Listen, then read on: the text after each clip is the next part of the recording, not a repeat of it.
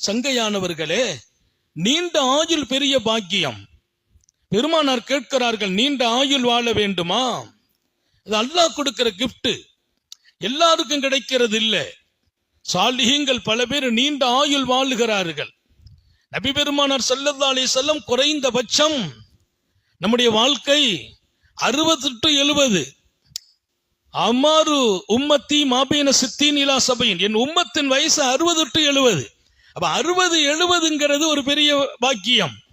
அதை தாண்டினால் அதுவும் அல்லாஹ் கொடுத்த கிஃப்ட். அதுக்கு முந்தி மரணம் என்பது அது பல வகையிலும் சஞ்சலங்களை உண்டாக்கும். நீண்ட ஆயுள் வாழ வேண்டுமா? இரண்டாவது கேட்கிறாங்க, பரக்கத்தான ரிஸ்க் வேணுமா, பணம் நிறைய வேணுமான்னு கேட்கிறாங்க.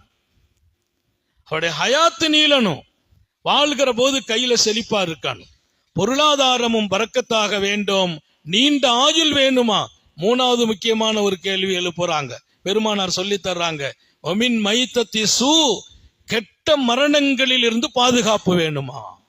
விபத்து நடக்கக்கூடாது, கோரமூத்துகள் நடக்கக்கூடாது, சுனாமிகள் போன்று மேலிருந்து கீழே விழுந்து ஏதேனும் ஒரு வகையில் கெட்ட மரணம் அது சம்பவிக்காமல் இருப்பதற்கும், நீண்ட ஆயுள் வாழ்வதற்கும், செழிமையான பொருளாதாரம் பெறுவதற்கும் நான் சொல்லுகிறேன், சிலு அர்ஹாமக்கும், உங்கள் உறவுகளை சேர்ந்து வாழுங்கள்.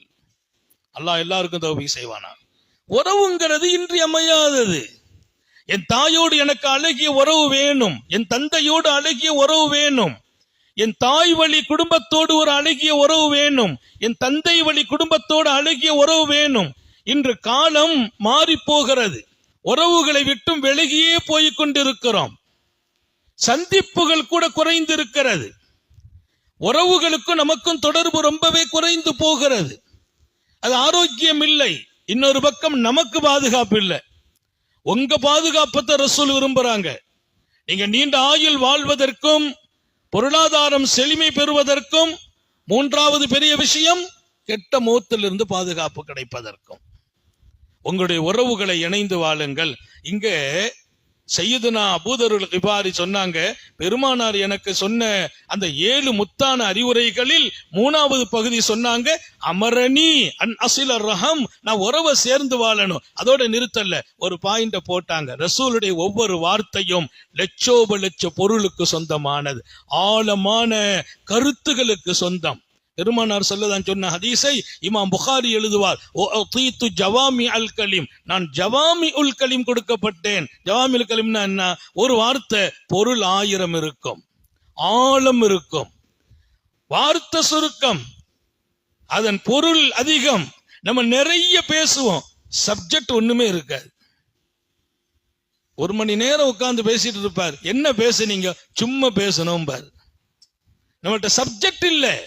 ரசூலுடைய வார்த்தை ஒயின் அத்துபரத், ஒத்த சொல் கவனிங்க, ஒயின் அத்துபரத், உறவோடு நீ இணையணும், உறவுக்காக பாடுபடு, உறவோடு சேர்ந்து வாழு. இன்னும் ஒன்றையும் சேர்த்து சொல்கிறேன், அந்த உறவு நீ வேண்டாம் என்று தூக்கி வீசினாலும், அந்த உறவு நீ வேண்டாம் என்று தூக்கி வீசுகிறது, நீ வேண்டாம் ஒதுக்குகிறது, ஒதுக்கட்டும், தூக்கி வீசட்டும், நீ விடாமல் இணைந்து விடு. சுப்ஹானல்லாஹ். இதுதான் எல்லாருக்கும் கேள்வி. நான் சேர்த்து சேரத்தான் செய்யறேன், அவர் எங்களை கண்டுக்கிறது இல்ல, எங்களை கூப்பிடுறது இல்ல, எங்களை ஒதுக்கிக்கிறாங்க அப்படின்ட்டே பேசிட்டு இருக்கோம். ஒருத்தர் வந்து கேட்டார், என் உறவுனா எப்படியே தான் ஒட்டி போனாலும் அவங்க வெட்டி தான் போறாங்க, நானும் வெட்டி போவதா? லைசல் வாசில், பெருமானார் சொன்ன அழகான ஒரு வாழ்க்கை. உறவை சேர்ந்து வாழ்றதுங்கிறது, அவங்க என்னோடு சேர்ந்து இருந்தா நானும் சேர்ந்து இருப்பேன், அவங்க கொடுத்தா நான் கொடுப்பேன், அவங்க கொடுக்கலன்னா நான் கொடுக்க மாட்டேன், அவங்க என்ன அழைச்சா நான் அழைப்பேன், அவங்க அழைக்காட்டா நான் அழைக்க மாட்டேன், அவங்க எங்க வீட்டுக்கு வந்தா அவங்க வீட்டுக்கு போவேன். அவர் அல்ல. லைசல் வாசில் அல் முகாஃபி, யார் உறவை சேர்ந்து வாழ்ந்தவர்? அவர் வந்தா நான் வருவேன் என்று சொல்வாரே, அவர் அல்ல. அவர் கூப்பிட்டால் நானும் கூப்பிடுவேன் என்று சொல்பவர் அல்ல. அவர் கொடுத்தால் நான் கொடுப்பேன், அவர் அல்ல உறவை சேர்ந்து வாழ்பவர். இவர் ஈக்குவலா நடக்கிற ஆளு. அவர் தந்தார்ல நானும் தரணும், அவர் கூப்பிட்டார்ல நான் கூப்பிடுவேன். இதல்ல உறவு, இதல்ல உறவை சேர்ந்து வாழ்வது. சொல்லிவிட்ட உத்தம நபிகள், உறவை சேர்ந்து வாழ்வது என்பது அவர்கள் தடுத்தாலும் நீ கொடுக்க வேண்டும், அவர்கள் வேண்டாம் என்று ஒதுக்கினாலும் நீ வாழ வேண்டும்.